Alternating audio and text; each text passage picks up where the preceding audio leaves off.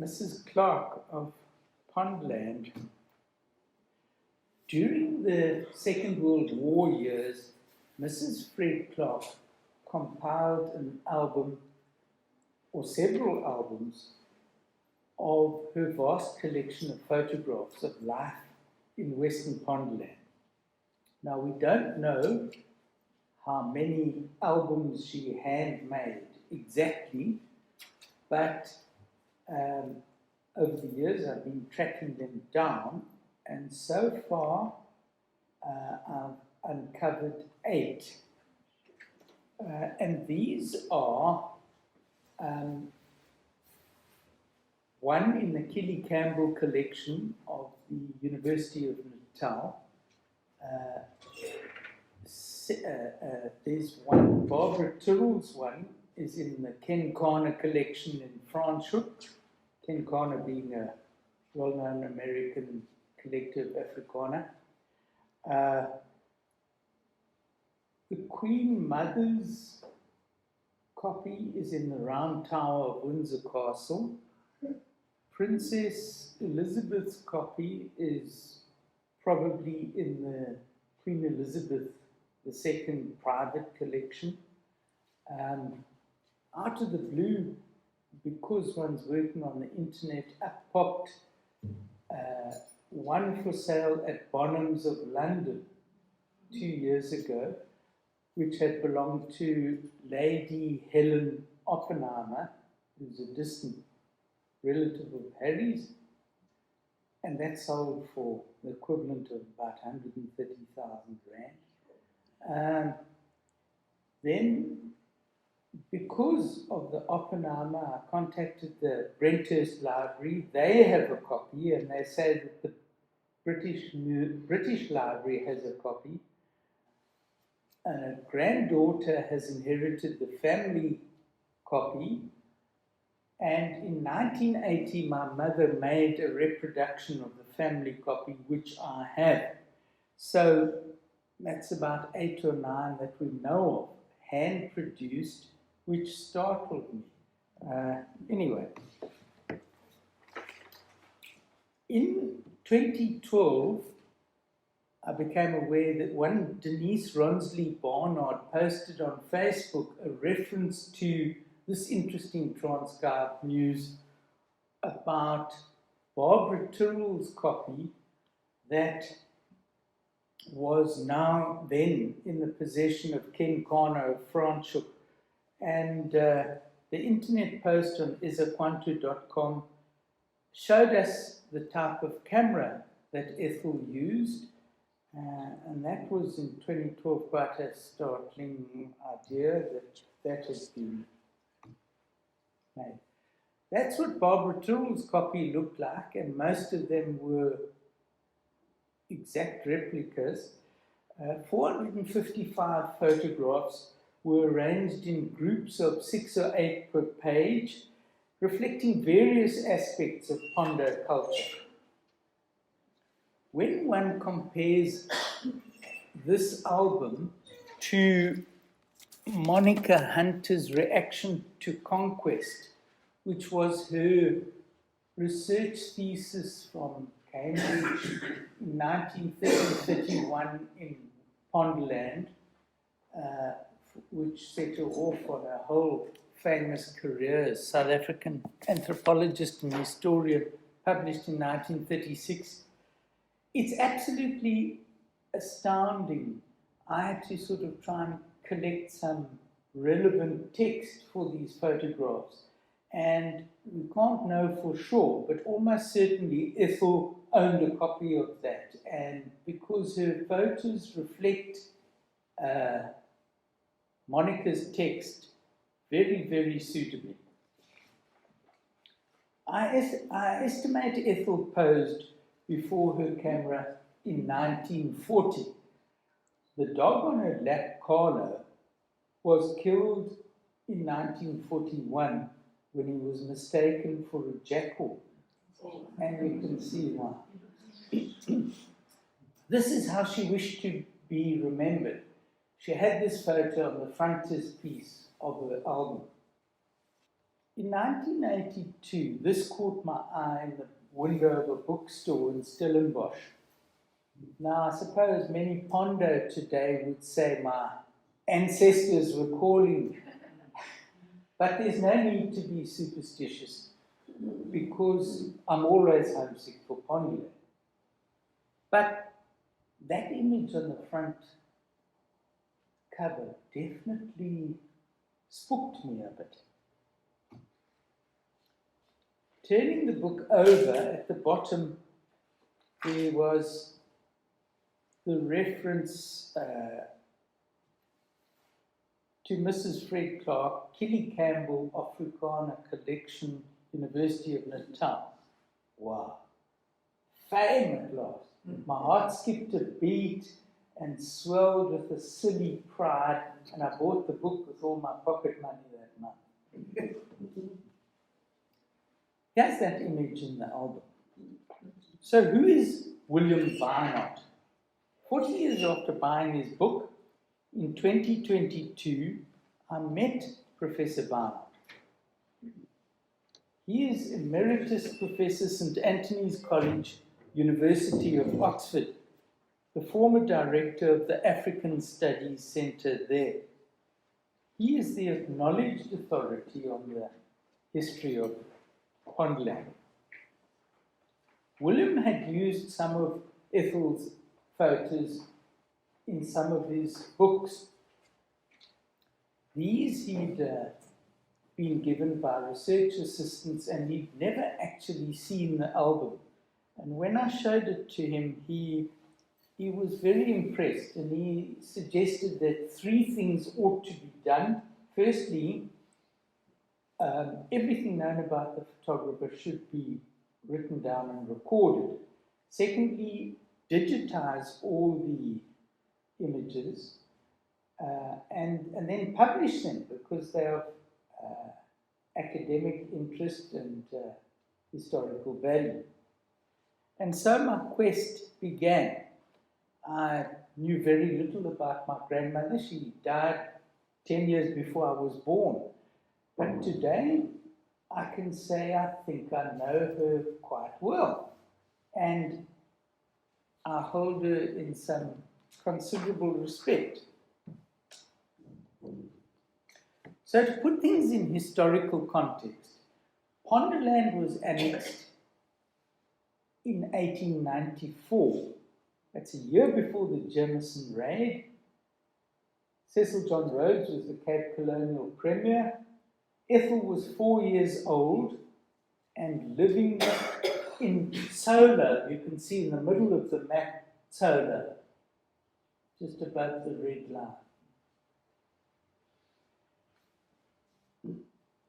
Her future life lay ahead of her to the southwest of Tsola, Labodi, Port St. John's, where Pondoland is written.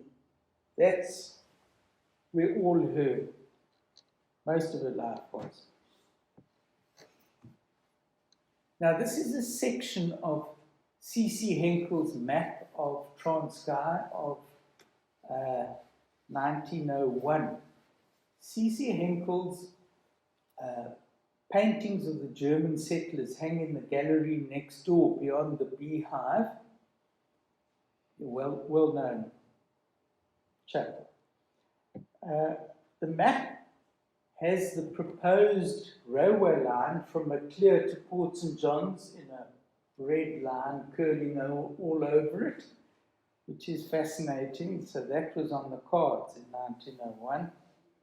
I wish to draw your attention to, I haven't got a pointer, but right at the top to the left is Tsola, then there's Nadu Forest, then Nambele, Mission, Mthatha, Labodi, Mlengana, Ngwenyana, Dangwana, Farku's Kraal, Pilgrim's Rest, Port St. John's, Tombo, Ngazana. So this is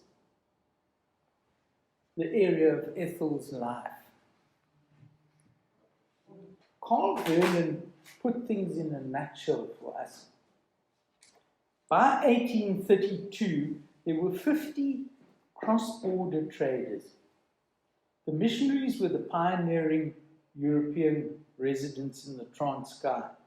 They started their missions on land granted by the chiefs, and then traders gravitated to these localities. By 1882, there were at least 600 resident or itinerant traders at their trading stations in Transkei. And by 1904, there were 490 resident traders at their stations in 28 magisterial districts. So that's how Transkei developed, and it's amazing how not so long ago that was. With the annexation of these territories to the Cape Colony had come the seats of magisterial administration. These developments greatly increased trading opportunities. Villages sprang up, and eventually there was a trading station every 5 miles, not closer than 5 miles apart. Now, these little islands of European culture were dotted over a sea of black people and their African culture. And what is relevant about Ethel's photographs is they reflect, I think, very beautifully this beautiful African culture. Here we have a faded, worn, and cracked photograph from one of the family albums, which I estimate was taken about 1900 because Ethel looks about 10 then. And we have Michael William Goss, grandson of 1820 settler to Clan William. The Irish settlers went to Clan William, of the same name, Michael William. He was messenger of the court, and his wife, Emily Jane, also known as Aunt Di. Does she come up there? Okay, she's visible. With their 2 children, Ethel Eugene and James Andrew. Now, the Gosses apparently had a tradition. Michael William was a settler. His eldest son would be James Andrew. His eldest son would be Michael William. His James Andrew, and so they went down. Because there's a dog asleep under the chair, I assume that this photo was taken at their home at Wattle Grove, Nambele. Ethel Eugene Goss was born in May 1890. They lived at Nambele, near Ngadu Forest, on the western slopes of Tsolo Peak.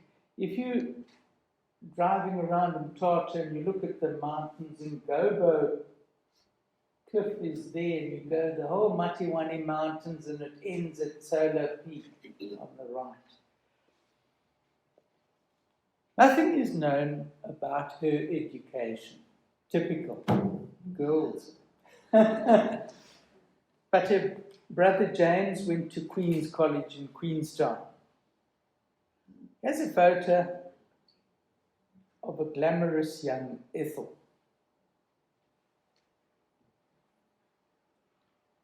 Ethel married Frederick Henry Clark of Ngobo in the Mthatha Anglican Cathedral of St. John in May 1912.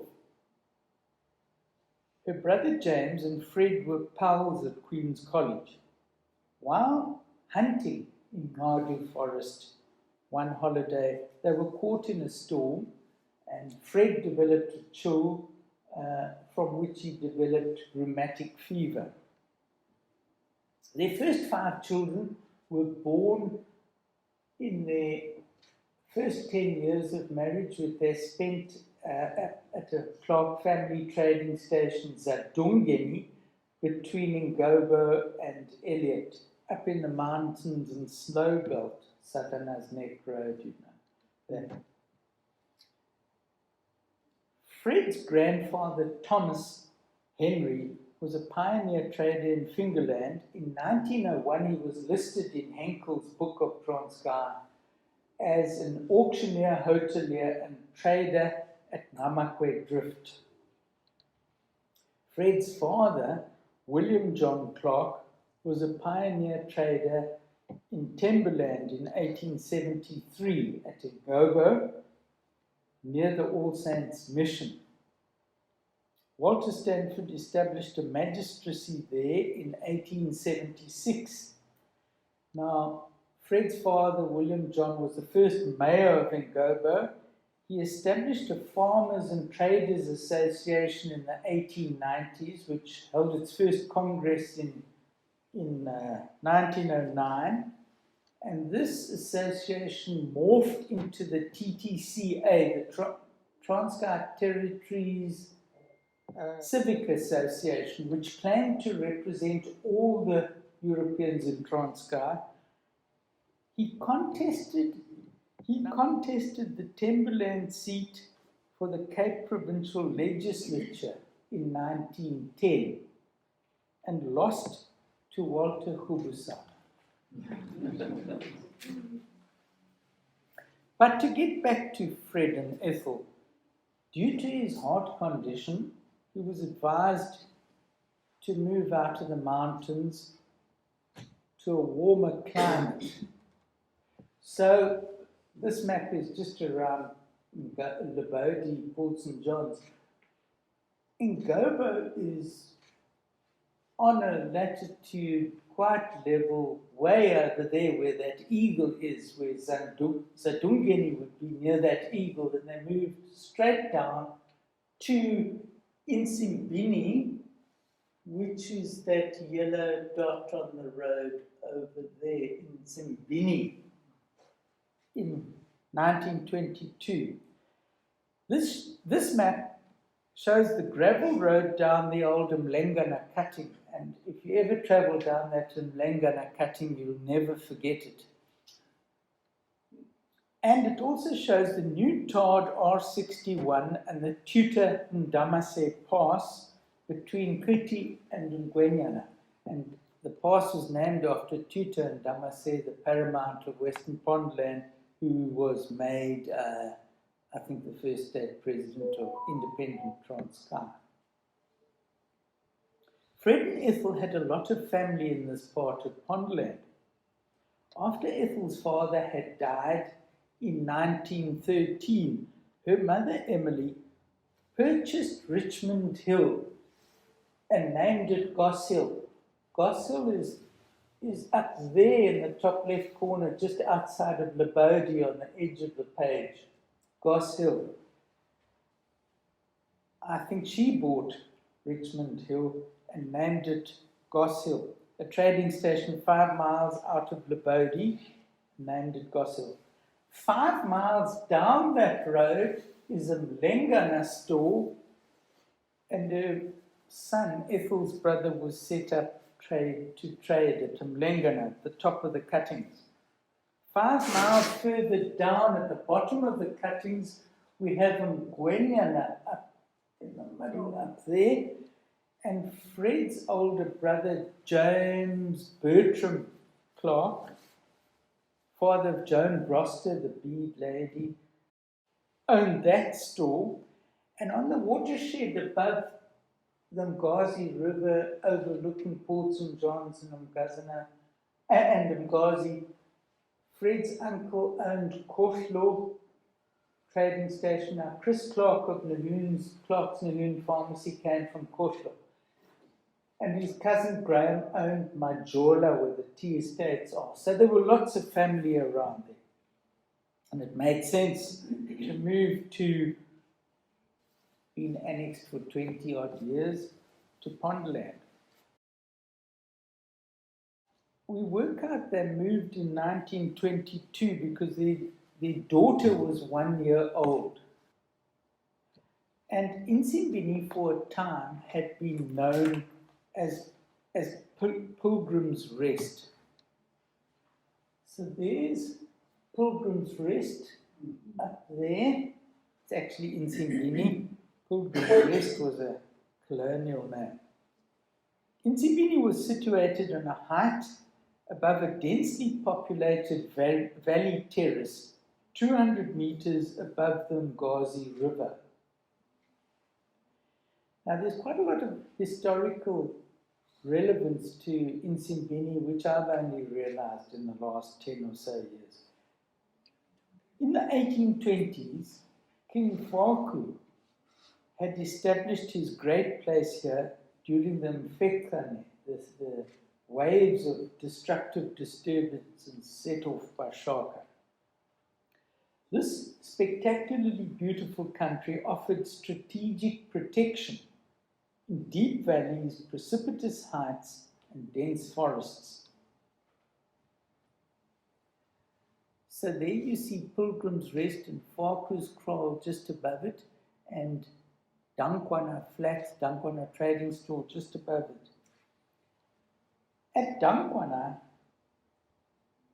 at Pilgrim's Rest, Reverend William Shaw, the famous 1820 Methodist missionary, met Faku in 1829 and 1830 when he showed him his promised missionary, Reverend W.B. Boyce. And Boyce established his mission with the help of the Tainton family at Dangwana. It was waterless, so they were permitted to move to the waterfalls on the Ngazana River. And that would have been the second Buntingville. Old Bunting up there is often thought as the second Buntingville. It was actually the third Buntingville. Buntingville for many years has been right up between Melanie and Port St. John and Mthatha. This is the front veranda of the Insimbini homestead, which had been a wayside inn to travellers, Pilgrim's Rest. And it's interesting, there's a book coming out soon by a guy in Coxgate, what's his name, about a botanist, amateur botanist, Alice Pegler from Kentani. And one of her excursions collecting plants to Port St. John's, she mentions overnighting at Pilgrim's Rest and collecting specimens. Is there anything more evocative of an old colonial African trading store residence? The trading store was across the bend in the road. Barely visible is the sign F.H. Clark.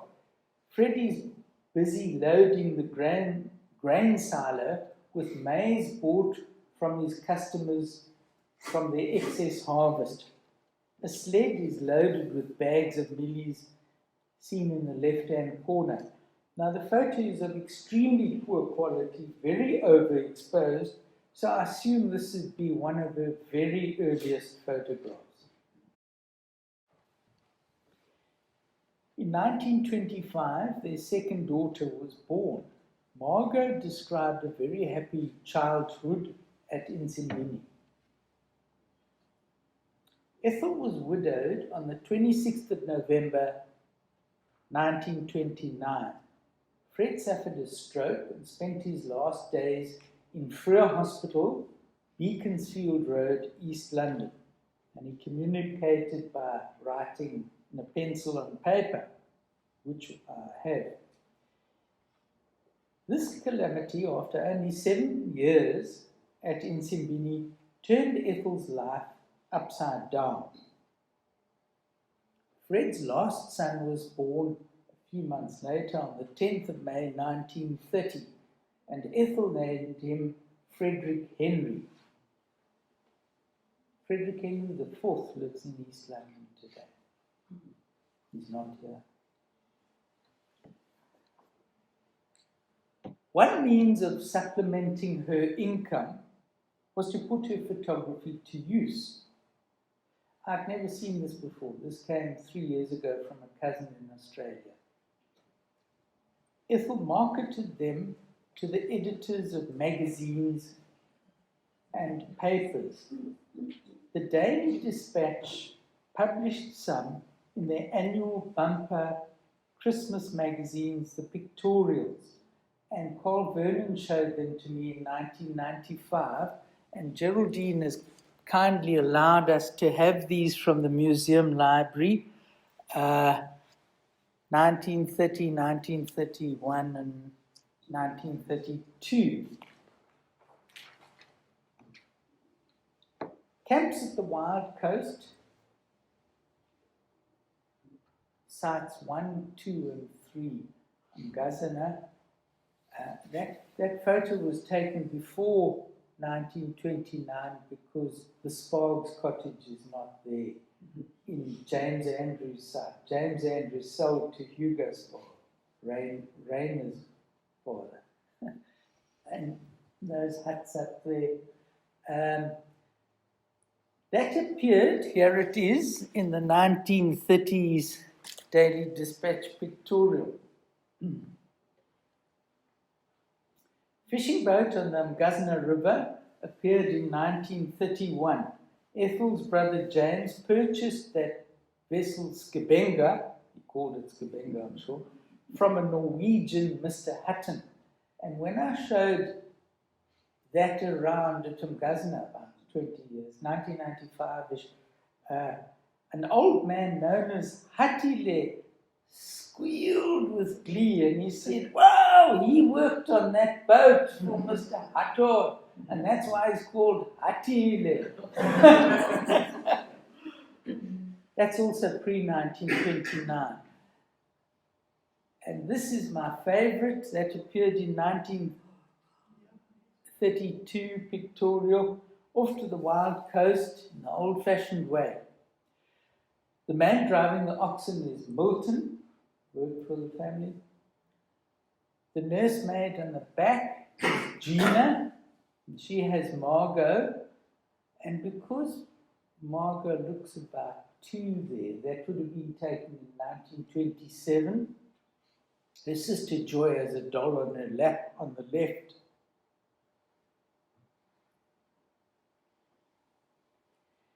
Insimbini was sold in 1935, 1936, and for a while Ethel lived with her son Pat Clark at Mvumi Springs up there, just above Insimbini, below Insimbini. And her mother, Emily Goss, then invited her to build, come and live with me at Goss Hill, come and build yourself a home at Goss Hill. Trading stations had large grounds. Thatchings was a large double-storied wooden iron rondavel with a thatched roof. Ethel set up a tea room and African curio shop. Gerlie Deichmann, Rannispark's sister, who lived at Muffini, 5 miles to the west of Goss Hill, told me about 20 years ago about a signboard that was on the road which urged passing travellers to stop arguing, come in.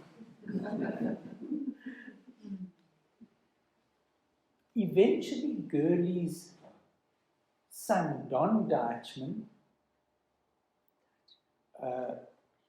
told me a whole lot of interesting facts about a year ago. As a young boy, he had visited the curio shop and he described it as an enchanting place, an artist's dream studio. The double-volume central tea room area was surrounded by a circle of rooms roofed by a mezzanine floor. The entrance was made through a passage between 2 rooms, an office on the left and a kitchen on the right. The layout made him think of a calabash cut in half down the center. A gynecologist would see a diagram of a womb. After placing an order for your tea and scones, you descend staircase on the left up onto the mezzanine floor, view your curios and photos for sale and albums for sale, and then go down and sit at your table in the double volume tea room, which had a traditional mud floor. And I can remember the cottage at Tumgazna's traditional mud floors was regularly smeared with cow dung. Horrified my school pals. Thought we were real backward, but clean and beautiful. Right. Sorry, before you leave that book, on top of the, on the top there, the windbreak. Yes, William also remarked about that. It's a typical artistic touch. I never saw it. But really, Irish folly, what? I don't know. Must be a story attached to it. Yeah. I wish I could ask someone. Ethel maintained the old-fashioned title Mrs. Fred Clark. She became a talented amateur photographer from the 20s to the late 40s of the 20th century. Now, this is from that posting on ezekwantu.com in 2012. They make the claim here that Ethel mastered the art of developing film. I never knew that, and it blows my mind that she did that. Whether that's really true or not, who knows? Ethel's point of view was not that of an academic anthropologist, rather it was that of an artist who had lived among the Mpondo people her entire life.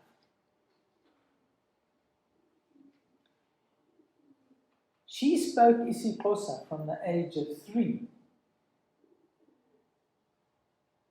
And her friends, and I imagine most of her friends were Mpondo, called her Nobantu, people's person. In her article on the wedding of Natelwa Malanga in her album, Ethel referred to her technique, which explains what William Barnard says. These are exceptional photographs. They're not posed, most of them. They're very unstilted, natural images of life, common life. Ethel writes, as they enter the car, the camera tucked under the arm of one of the white friends is quickly pressed into service. 2 or 3 clicks, and the photographer has a few welcome additions to a large collection dealing with native life. I'm just giving a few examples.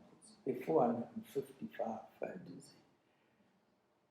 Making a pit for storing their ripe maize. Now, we've all read about grain pits. Has anyone ever seen a grain pit? Mm-hmm. You have. Well done. Now that they've been digitized and blown up, I've got some filling a whole page. They're tiny little photos and you can't see anything in them. Once they've been digitized and blown up, all sorts of interesting artifacts in the background, beads, ornaments, things appear. That focuses on a grass beer drinking mug, but above the door in the thatch are a couple, at least 2 sets of horns, and that is the traditional slaughter of the beast. The horns are placed above the entrance to the main hut. This is an interesting photograph. The lightning doctor is administering purification herbs to the burial party of a man killed when his hut was struck by lightning. There's a whole article on that series of photos. But look at the palms. To me, reminiscent of a communicant receiving communion. Was that custom there before the missionaries arrived or not?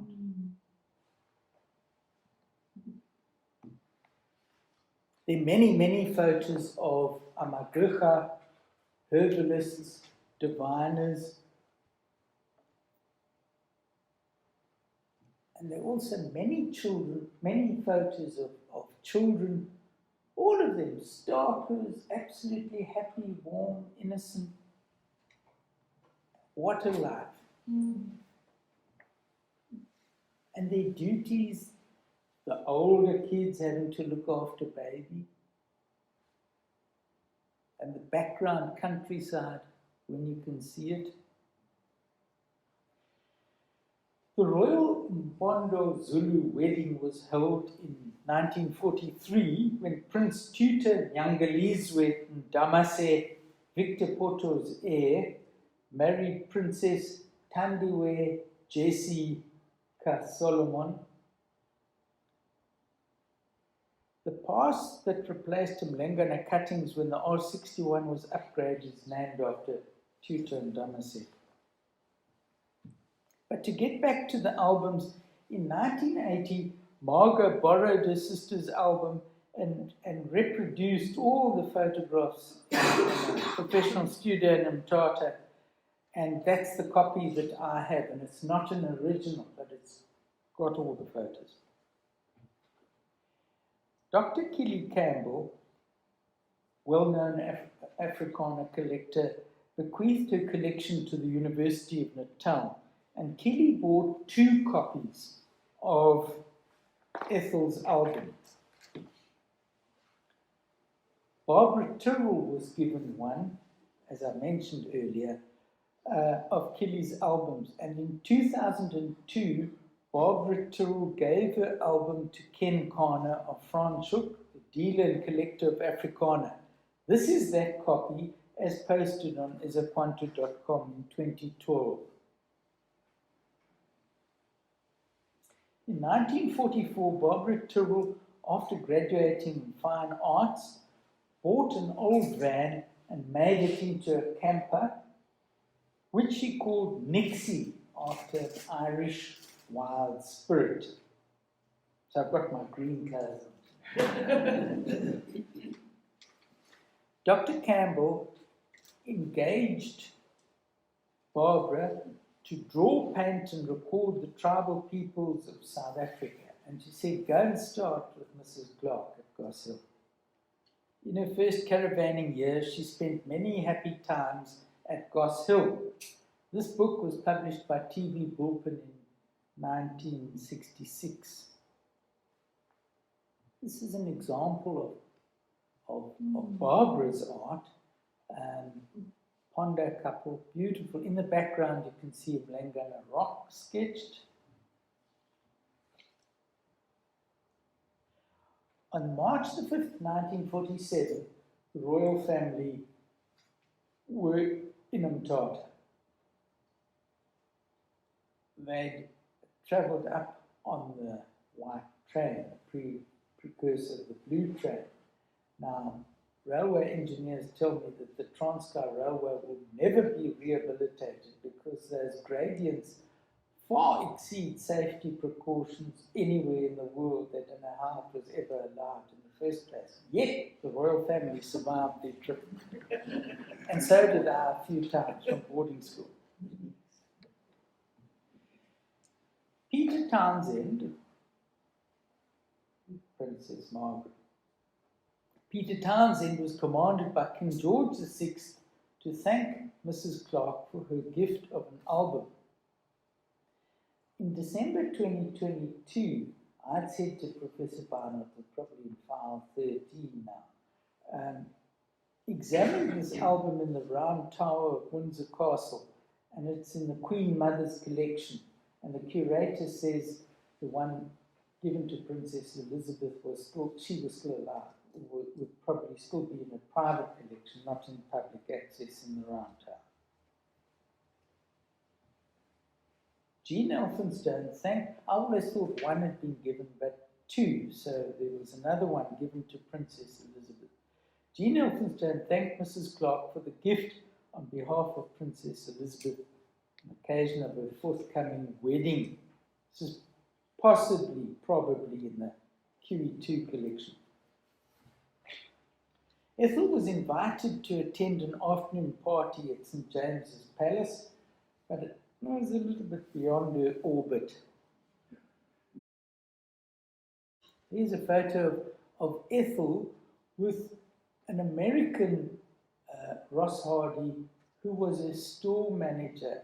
Her grandson suspects he was a little bit more than just a store manager. Ethel consulted specialists in Durban in 1948 and found that she had colon cancer.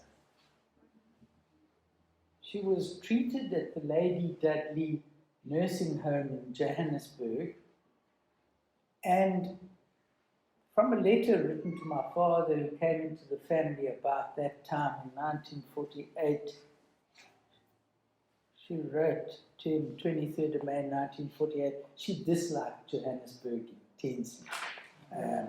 In a 4-page letter, she also had this to say: looking forward to a long spell in the glorious air of Ngazana. This life to me would be sheer purgatory. I think it is not so much what is here, but what is not here. That unexplainable peace and sanctuary of homes like we have in Pondoland, humble as they are. Back at Goss Hill, Ethel died 29th of October 1948. Her will was signed 2 weeks before, 14th of October 1948. Mike Kenyon found that for me in the archives. Her estate was worth £5,437, which was quite considerable in those days. Lady Helen Oppenheimer's copy of the album was sold at Bonhams on the 9th of November 2022 for £6,375, which is a lot less than that estate was worth, but is roughly equivalent to 130,000 rand, which is quite startling. William Barnard visited Ngazana in January 2023 and interviewed a whole lot of people trying to get more detail behind some of the photographs, and stayed at site number 3, Ethel's site. And lastly, to finish off, a reminder of that is how Ethel wished to be remembered. And here are the photos in the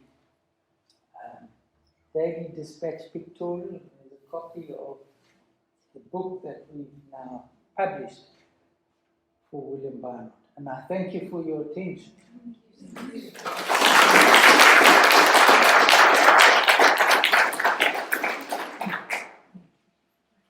Any questions or anything? I'm not sure I'll answer them. Yes, William. Hutch, what happened to the collection of negatives? The original Ethel's negatives apparently were glass negatives. I never saw them. My mother's negatives that she got a photographer to re-photograph in 1980. There was a vast collection. I'm ashamed to say I inherited that. Wasn't interested, and I gave them to a cousin who is no longer alive but went off to Australia. Fortunately, Neville Preston of East London kindly offered to reproduce all these and digitize them for nothing. Took him and I about 10 different sessions, but his hobby of photography, he's got a man cave with more cameras and things than I've got tools in my man cave. But he spent a lot of time, and he did an exceptional job in digitizing all these photographs, and I see more in his photographs than I have ever seen in the album. So, and that's been digitized, and a copy of that has been given to William Barnard.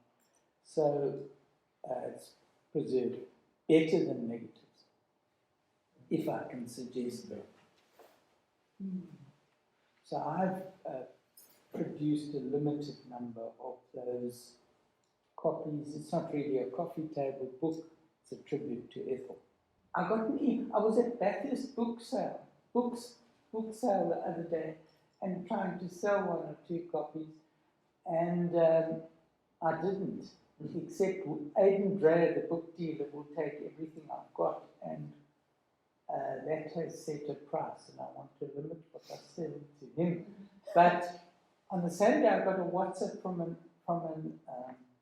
attorney advocate in Victoria Mkango, group of advocates in Joburg, and he said his wife grew up in Pondland. William Barnard just told him about a book. Is there a copy? Can he get one?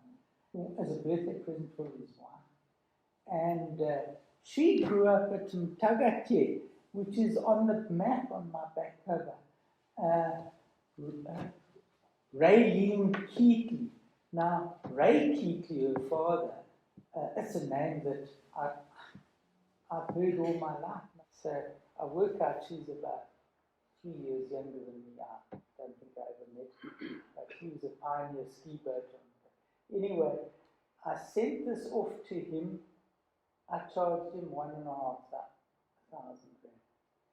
Very few copies printed.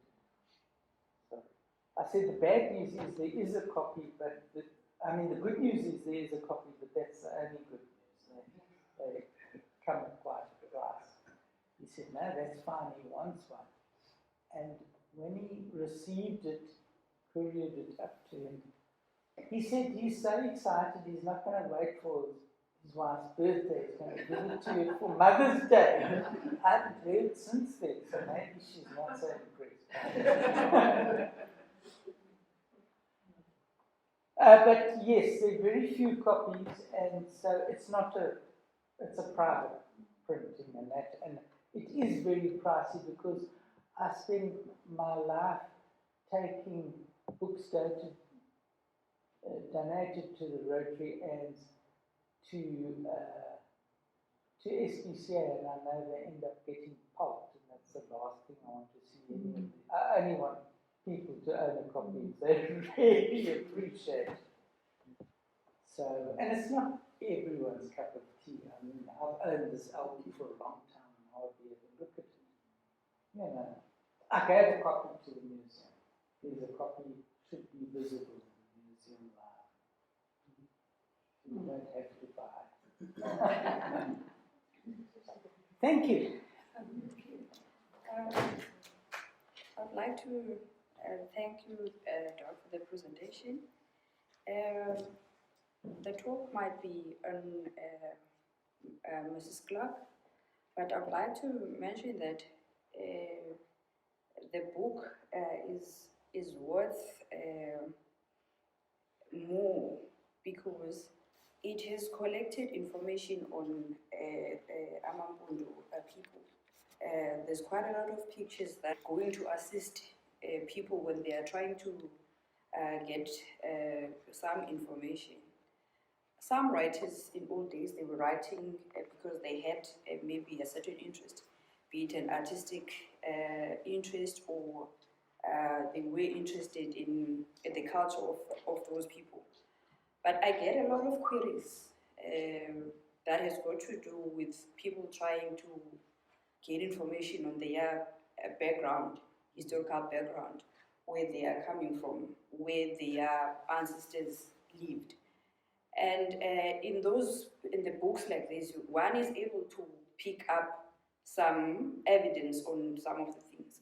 So the books are also used as a reference in either maybe there's a claim that is done either for land or for identity or for chieftaincy or things like that.